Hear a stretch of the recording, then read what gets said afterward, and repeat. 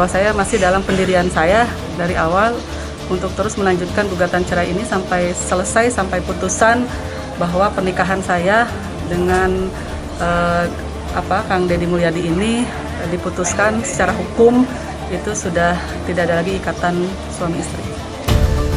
Tak lagi jadi istri Kang Deddy Mulyadi, Ane Ratnamustika tersungkur dengan perolehan suara 7,74% di Pilkada Purwakarta. Kekalahan telak ini sesuai dengan prediksi awal bahwa tanpa Kang Deddy Mulyadi, Ambu Ane bukan siapa-siapa di Purwakarta. Hipotesis bahwa Ane Ratnamustika jadi bupati di Purwakarta lantaran pengaruh dan kehebatan Kang Deddy Mulyadi terjawab sudah. Hal ini juga dibuktikan dengan perolehan suara Omzen yang mencapai 48,48% suara, sekaligus membuktikan bahwa siapa yang didukung oleh Kang Deddy Mulyadi dialah pemenangnya. Kekalahan Ane ini juga tentu saja menyisakan sejumlah luka dan kekecewaan di kubu Ane. Sementara Kang Deddy Mulyadi harus berpesta pora, selain Omjen sang jagoan KDM menang, Kang Deddy Mulyadi sendiri melenggang sebagai Gubernur Jawa Barat dengan raihan suara di atas 61%. Ane Ratnamustika juga harus kehilangan jabatan sebagai anggota DPRD Provinsi Jawa Barat yang telah ia raih dengan susah payah di pemilu legislatif yang lalu. Karena pilkada mensyaratkan harus mundur dari jabatan legislatif, maka kini Ambu tak lagi memiliki kekuasaan apapun. Bagi seorang perempuan, kekalahan tentu saja akan menyimpan rasa kecewa dan sakit hati.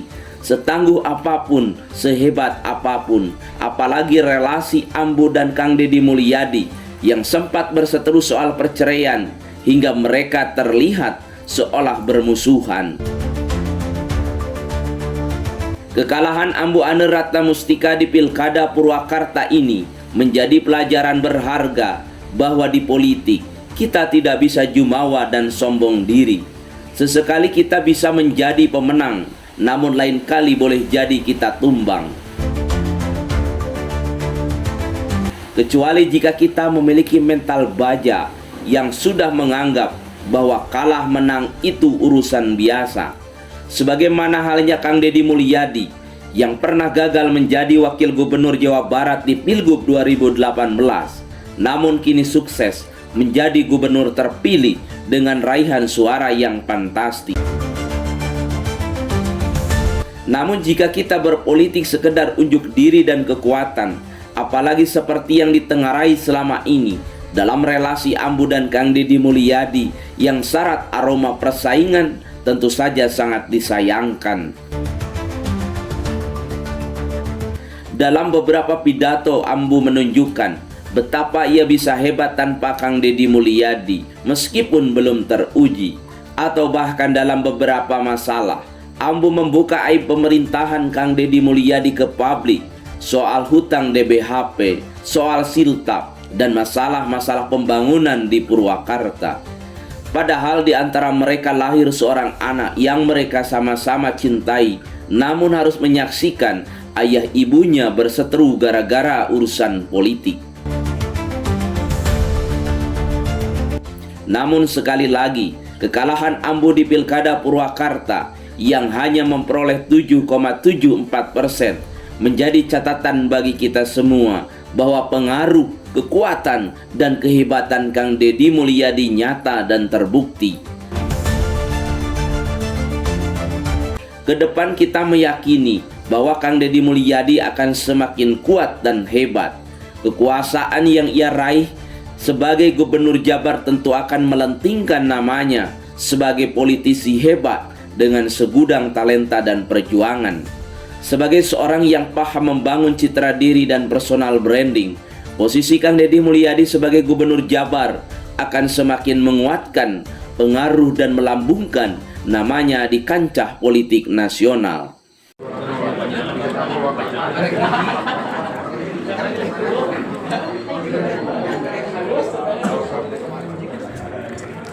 Ya teman-teman, ini hasil rekap dari teman-teman saksi semua baru masuk seperti ini.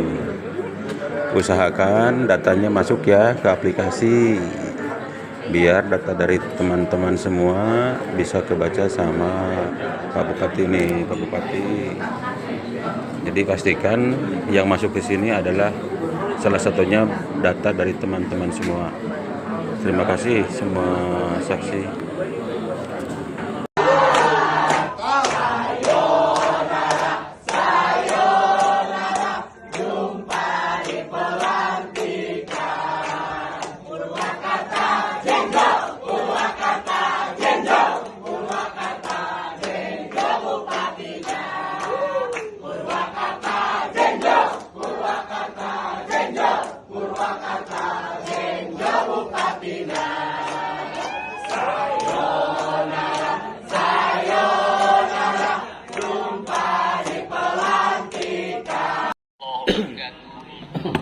Seluruh warga Jawa Barat dimanapun berada, baik yang berada di Provinsi Jawa Barat, di luar Provinsi Jawa Barat, bahkan di luar negeri yang hari ini lagi mengenal nasib menghidupi keluarganya yang ada di Jawa Barat.